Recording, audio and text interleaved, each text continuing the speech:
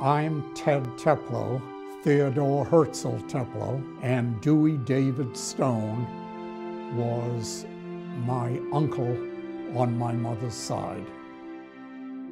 Growing up in our family, you couldn't not be involved with Weizmann. My paternal grandfather was one of the original Zionists. He is the one that made Dewey a Zionist. The war was running down.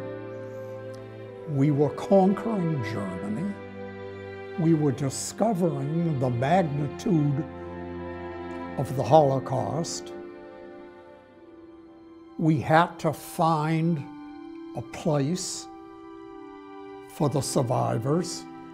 They couldn't go back to Germany or to the countries that had thrown them out.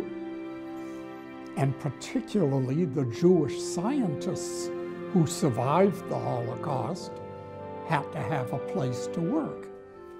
And the Harvards and the Yales and the Princetons weren't out to hire them.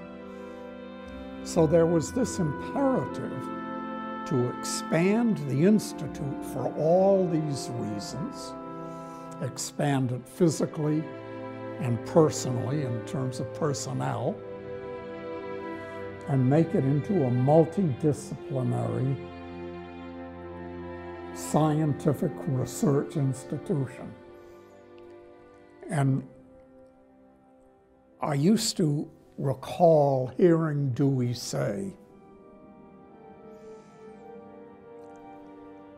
if out of Israel would come a cure for cancer, it would do more for the Jewish people than anything else in the world that can happen. And he went all over the country raising money, and he was a phenomenal money raiser. He would talk to people about giving money. He'd tell them how much they'd give and when they'd give it and what it would be used for, and they were thrilled to write out a check and give it to him. He single-handedly raised the money, well, with Harry Levine, raised the monies that sustained the institution for the first 30 years.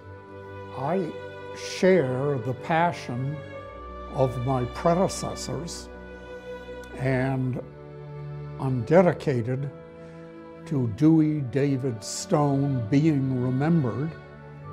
And Dewey Stone didn't put up the Stone Administration Building.